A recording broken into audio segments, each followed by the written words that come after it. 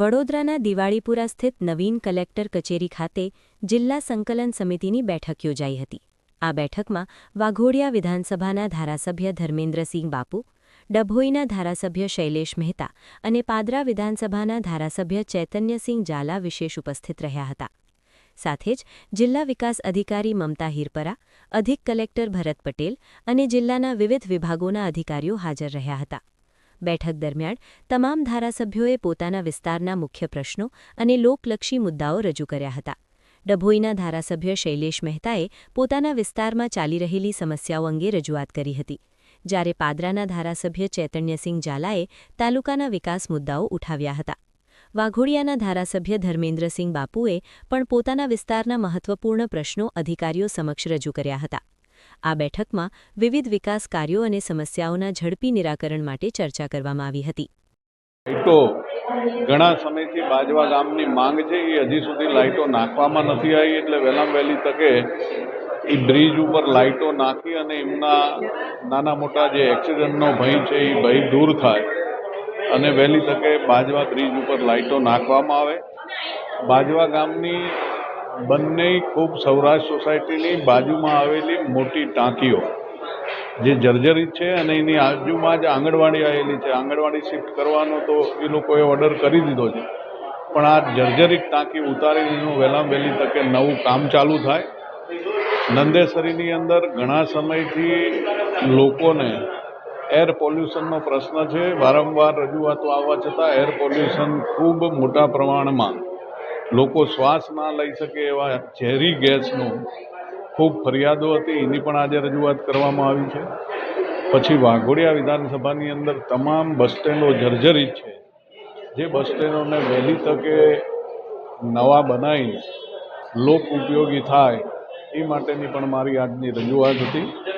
બીજું, મહીસાગરનો 150 કરોડ રૂપિયાનો જૂથ 52 ગામ જૂથ પાણી પુરવઠાની યોજના જે છે, એ યોજનાની અંદર પાણી લોકોને ડોળું મળે છે, સ્મેલ આવે છે, એના કારણે લોકો પીતા નથી, એટલે આજે નવો ફ્રેન્ચવેલ બનાવવાની દરખાસ્ત કરી અને સરકારની અંદર વહેલામાં વહેલી તકે મૂકવામાં આવે, જેથી કરીને આ 52 ગામ જે છે એ 52 ગામ જે અત્યારે પાણી નથી પીતા એ પાણી ઉપયોગ કરી શકે, એ માટે તેને વહેલી દરખાસ્ત ગાંધીનગર મોકલી આપે અને વહેલામાં વહેલા ફ્રેન્ચવેલનું કામ ચાલુ થાય।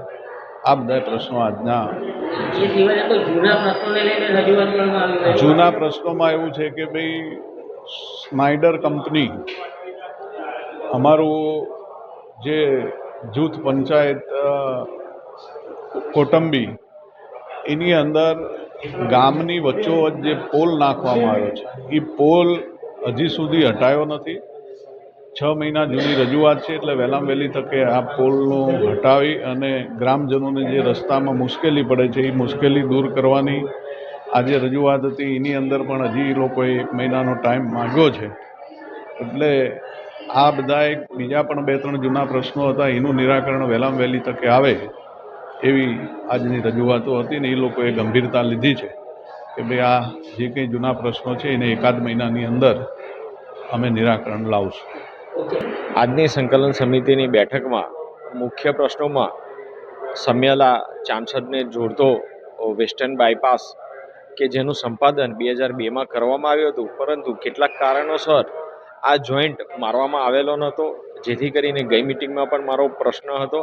તો ગઈ મિટિંગથી આજ દિન સુધીમાં જે તે જગ્યાનું સંપાદન અને કબજો લઈ લેવામાં આવ્યો છે અને ટૂંક સમયમાં જ આ બંને રોડને વેસ્ટર્ન બાયપાસ કે જેને જોઈન્ટ મારી દેવામાં આવશે સમ્યાલાથી, જેથી કરીને રાહદારીઓને ખૂબ જ અનુકૂળતા રહેશે। સાથે જ વડોદરા કોર્પોરેશનમાંથી એસટીપીનું પાણી એ સમ્યાલા થઈને પાદરા તાલુકાનો સોગડા ખુદ પાટો થઈને નદીમાં જાય છે, જે પાણીના નિકાલનો યોગ્ય રસ્તો ન હોવાથી રસ્તામાં કેટલાક નાળા બનાવવાની જરૂર છે અને એ નાળું ન હોવાને કારણે આ પાણી અમારા પાદરા તાલુકાના ગામોમાં એ તળાવમાં, વરસાદી કાંસમાં આ બધી જગ્યાએ પ્રસરતું રહે છે, જેથી ત્યાં પાણી જમા થઈ રહે છે।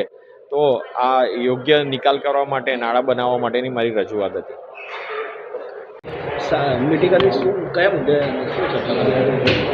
મને વઢવાણા ખાતેની જે કેનાલો છે એનું રિપેરિંગ આ લોકોએ ચાલુ કર્યું છે, જ્યારે અત્યારે પાણીની જરૂરિયાત હોય પાક માટે, તે વખતે રિપેરિંગ થતું હોય, પાણી બંધ કરાવ્યું છે, એ બાબતની રજૂઆત કરી છે કે ખેડૂતોને પાણી બંધ કરવાનું હોય તો પહેલાં ઇન્ફોર્મ કરવું કે જેથી એ લોકોના પાકમાં નુકસાન ના થાય. આ બાબતનું કીધું છે ને 1 વીકમાં એ લોકોએ કામગીરી પૂરી કરી દેશે એવું કીધું છે કે જેથી ખેડૂતોને તકલીફ ના પડે.